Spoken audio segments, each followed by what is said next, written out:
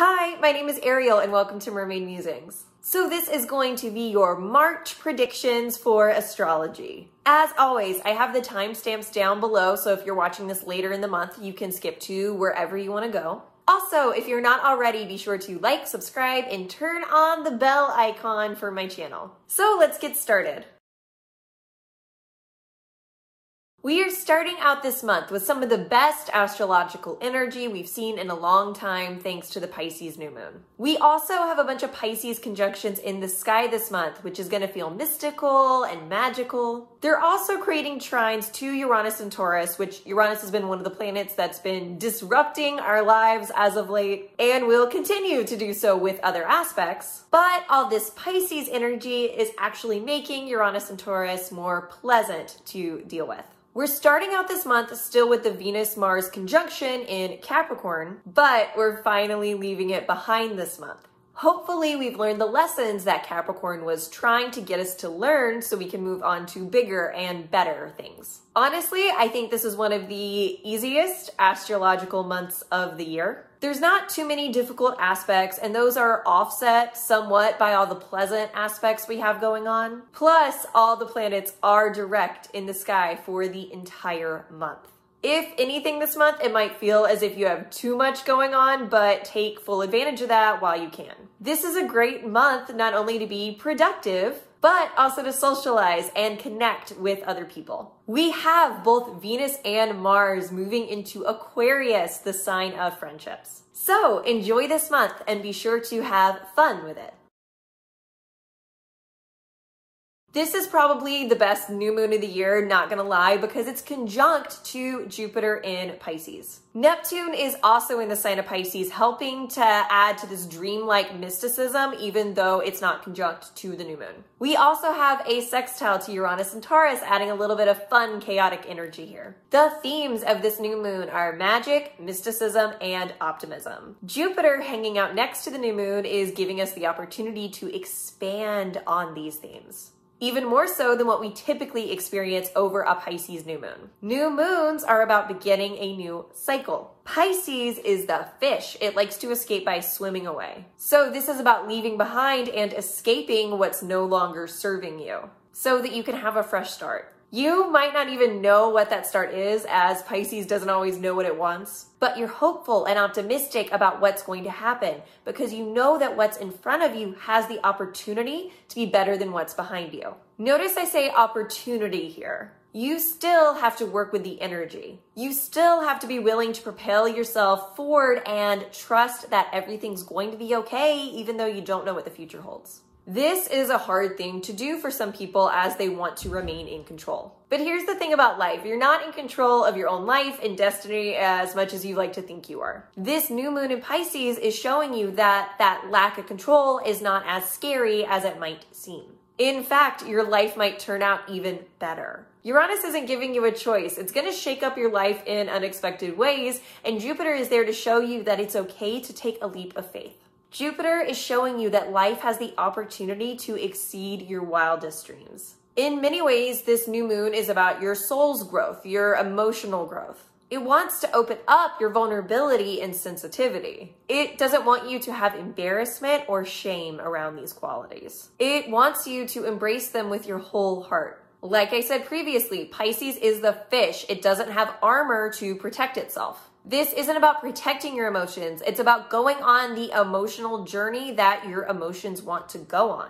Follow their lead instead of trying to control them. There's beauty in being open and vulnerable. If people are uncomfortable with that, you're not the problem. The problem is within themselves. They aren't comfortable with their own emotions, so they project the judgment that they have about themselves onto you. Pisces is a mirror in many ways. So don't live your emotional life based on how someone else perceives you. Live for yourself, for your own emotional needs. If other people don't get it, then time to start anew and swim away. Find people who see the beauty in your emotions and you see the beauty in theirs. We have a triple conjunction on this day, though I think the main planet to pay attention to is Mars, because this is the last time we are going to have a Mars-Pluto conjunction in the sign of Capricorn for another 250 years or so. You're never going to have to experience this transit again in your lifetime. Whereas we still have Venus-Pluto conjunctions in Capricorn to come. Regardless, having all these planets in conjunction with one another is a crazy amount of energy. For some of you, this final Mars-Pluto conjunction might be a sigh of relief, but I would challenge you to use this energy to your advantage one final time. This transit is an intense amount of power. So this is about coming into your power when you take action. It's about having intense focus on what you want and going after it, not letting anything distract you or get in your way. It's about cutting through all the noise and pettiness and focusing on what you truly want. We could all use more of that in our lives. Learning how to place our focus on what's ultimately important instead of focusing on things that aren't really beneficial for us. So figure out how to use this transit to channel your energy into what you really want. If you can do that, then it's going to help you come into your power, which both Capricorn and Pluto and Mars actually have a lot of power. Venus there is adding beauty and harmony on top of all of this. It's letting you know that it's okay to come into your power, that people are still going to love you when you're powerful. If they don't, then those aren't your people. You need to let go of people who don't want you to come into your own, so you can replace them with people who are going to love you even more because they love you for you. They love that you fully embrace your power. This transit takes place right after the magical Pisces new moon. This is probably one of the best transits of the year. People are going to feel lucky, uplifted, and like anything is possible. This energy is about feeling hopeful and optimistic. You have to believe that what you want is possible in order to get it. If you don't, then no matter how hard you work for it, you're never going to achieve it. The Sun and Jupiter in Pisces is helping you to pull that belief to your side, so you can ultimately get what you want. This is also going to be a time where people are going to feel more spiritually inclined. This is about having a belief in something bigger than yourself, so you can just let go and let the universe take care of you. Often what the universe has planned for us is better than anything you could have come up with yourself. This energy wants to show you that. Follow what makes you feel joyful and hopeful. That's how you're going to pull luck to your side. This energy is also about sharing love and empathy with other people. This is going to be a great time for socializing. People are going to want to get out and have fun. This is a great time to meet new people, rekindle old friendships, and deepen your already existing relationships. Not only do Venus and Mars enter Aquarius in the same day, they also form an exact conjunction. This is the second time in recent weeks we've had a Venus-Mars conjunction. We just had one in the sign of Capricorn. Even when they weren't exactly conjunct, there was a long period of them traveling closely together in the sky. We're seeing that repeated now, where while it's not exactly conjunct, Venus and Mars will be conjunct for the entire month, except now it's in the sign of Aquarius. You have to keep in mind that Venus is about relationships, not just romantic ones, and it's also about artistic experiences. Mars is action, aggression, and anger. So all these energies are working as one in the sky right now. It can feel confusing because what Venus and Mars represent are so different from one another. Capricorn is ruled by Saturn and Aquarius is co-ruled by Saturn. We're still meant to be making mistakes in our relationships and learning from them during this time. It's just that Saturn is going to be less harsh about it because Aquarius is also co-ruled by Uranus. So this energy is about getting weird. It's about trying out new things you never thought you would try. Don't put judgment on yourself about what you should or shouldn't do. Just do it. And you know afterwards if the decision was right for you or not, but regardless, you still learned something along the way. Also, unexpected weird things might happen to you in your relationships. People might take some kind of action that surprises you. Whatever the outcome of that is will give you the answer that you need in regards to the relationship. Likewise, you might act out in certain ways that surprises even yourself, which that helps you to learn more about who you truly are. When Venus and Mars work as one, In regards to how you take action, you have to do it with consideration for other people in mind. Otherwise, your actions and your relationships will be stifled. When it comes to Aquarius, it's the humanitarian. It's the sign of large social groups. It wants to include everybody so that nobody feels left out. So embody those qualities when you're taking action. That's going to get you farther in your goals. Really place a focus, not just on romantic relationships, but on friendships this month. For example, let's say you want to start working out more. Invite all your friends to go out on a hike with you or go out to the gym with you. Form a group where you always have someone to go with. That's what's going to keep you in the action of remaining physically active. It doesn't have to be working out. I'm just saying that's the type of mindset you have to have in order to reach your goals and get things done this month.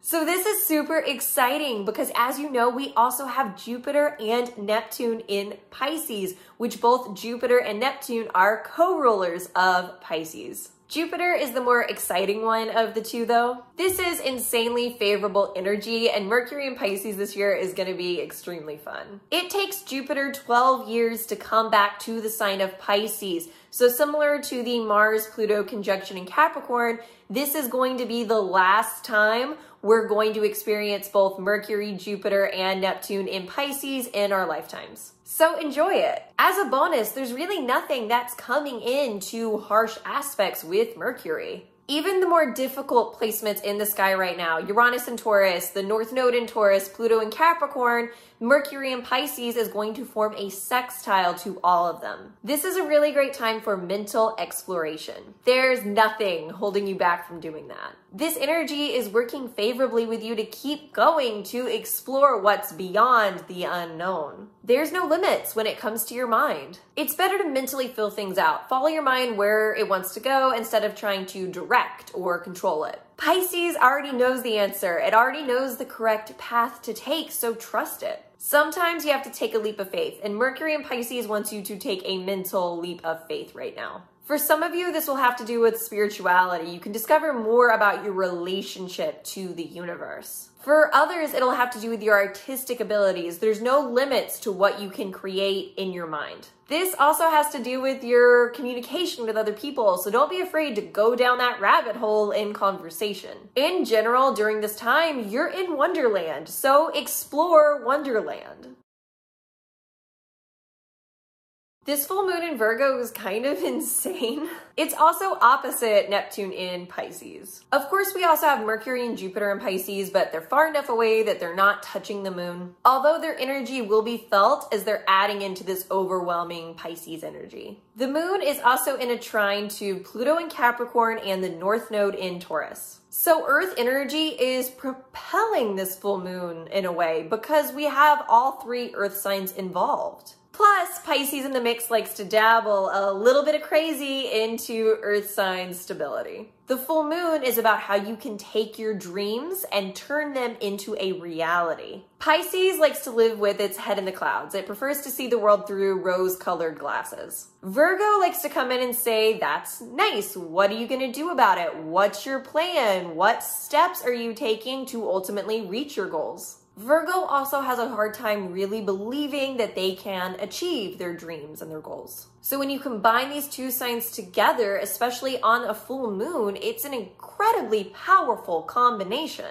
Because you can achieve your dreams by grounding them in reality and having a plan on how to get there. The trine to Pluto is adding an element of power into the mix. It's saying that you are powerful. You have all the power you need in order to achieve your goals. If you work hard enough. Then the North Node in Taurus is pushing you towards your destiny, even if that destiny isn't where you ultimately thought you would wind up, or the path that the North Node takes you in order to reach your destiny is different than the path you imagined on how you would get there. Keep in mind that the full moon is taking place in mutable signs, so you have to have some adaptability. Even though Virgo loves to plan, they often have to stray from that plan once they start taking action and they see how the situation really works. Their plans often turn into guidelines. So have a dream and have a plan to reach that dream, but don't be afraid to deviate when opportunities that are different than what you imagined come along.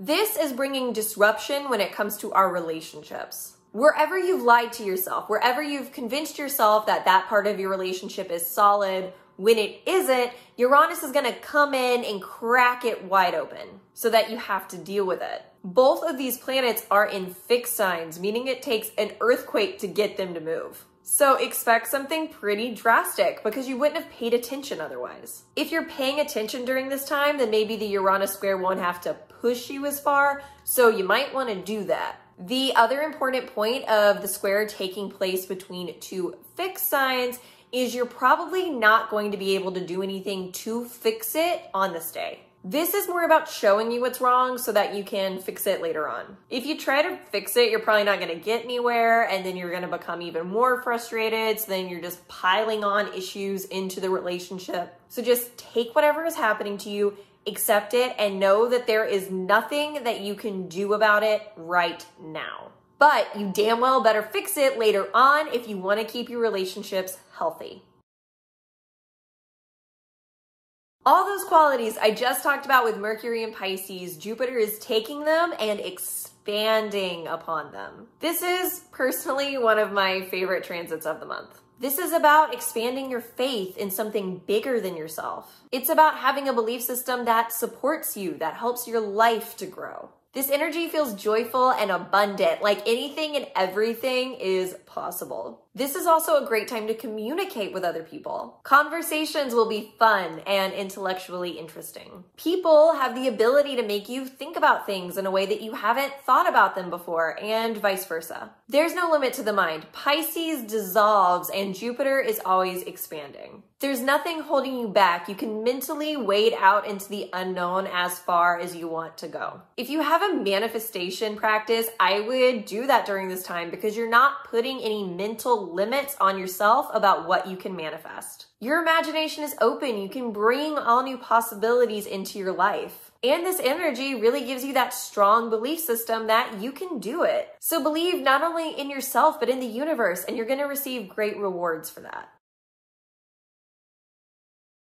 This is one of the more intense transits of the month. We have Mars in Aquarius, which is the rebel, coming into contact with Uranus and Taurus, which is the rebel that doesn't want to be a rebel. We also have Venus in Aquarius squaring Uranus, adding more intensity to this energy, though it's not in exact conjunction on this day. This energy is throwing a wrench into whatever you have going on. Expect surprises and not the fun kind. You might get into some kind of unexpected confrontation with someone that you care about. Like you had no idea that there was a problem and now they're laying into you about something that's been bothering them for a long time and you're completely shocked. Or you might be the one who loses your temper on this day. If you've been holding something in for a long time, this might be when you finally explode and you're probably not going to handle it well. You're going to feel completely out of control when it comes to your anger. You don't know how to get your point across in a productive way. In general, try to avoid confrontation during this time because it's not going to go how you want. The relationship dynamic that caused the explosion is going to feel more intense and frustrating, but yet you don't actually fix the problem that caused the explosion in the first place. So if you need to do what Aquarius likes to do and emotionally detach yourself during this time. That way you're not getting all riled up and you can actually fix the problem down the road. We are almost done with the Mercury and Pisces transit. Sadly, though, we're ending it on a dreamy note. Neptune is one of Pisces' co-rulers, so there's no boundaries on this day. I wouldn't spend all day in a state of action. If you can, give yourself time to sit down and think, to mentally explore and daydream. You never know what crazy ideas you might come up with or what revelations you might have, but they might be brilliant. On the other hand, I would not take any concrete actions or make any concrete decisions on this day. This transit is about adaptability, so you might want to be able to shift your perspective somewhat down the road. Also, while Neptune can give you great, interesting insight, it can also be delusional. So far as taking permanent action, you might not be seeing the situation clearly and regret your decision later on. So this energy should really be utilized to live in your head, to explore the mental realm rather than trying to bring that energy back down to earth. You'll have time to take action on those ideas once we have Mercury in Aries. So that way you can distinguish what ideas you want to act on and what ideas should just remain ideas. So now that we've had our very quick Mercury in Pisces transit, Mercury has moved into Aries. This is about being bold in your communication style, not holding yourself back out of fear. This is about being your most honest and authentic self, whether what you're communicating is good or bad. This is about making a plan and immediately acting on that plan. Don't sit around waiting to act. Don't waste your time going over every little non-important detail. Just do it. If something is not going according to plan, then react honestly and figure it out in the present moment. Or maybe don't even worry about having a plan. Just go and have enough confidence in yourself that you're gonna make the right decision and that you're gonna be okay. Mercury in Aries learns through life experiences, so go out into the world and have those experiences. That's how you're intellectually going to grow during this time. For such a good month, we're sort of ending it on a harsh note. Venus is a more sensitive planet. It loves beauty, art, and relationships, but that's working as one with Saturn. So you're forced to deal with the harsh reality of those wonderful qualities, which you might not like what you see. This is similar to the Venus and Capricorn energy we just experienced for the last 3 months. For some of you, this is going to be a wake-up call for your romantic relationships. However, differently than Venus and Capricorn, I think for many of you, this is going to be a wake-up call when it comes to your friendships. Whether that's issues you've had with one particular friend for a while or an entire friend group. The good news is Aquarius is a fixed sign. It doesn't give up or break away easily. It's going to try everything in its power before it moves on. So I see this less as an ending and more as a mending. This is about fixing the cracks so it doesn't break completely. While it's uncomfortable in the present moment, it's ultimately beneficial and it helps you to create stronger relationships in the long run. So that's it. Thank you so much for watching. And once again, if you liked this video, please do me a big favor and be sure to like, subscribe, and turn on the bell icon below. I do these every month, so there's many more of these videos to come in the future. I also have on my social media linked down below as well, which if you're really into transits, you should follow me on Instagram because I post a lot about them on that platform. Once again, thank you so much for watching and I hope you have a wonderful rest of your month.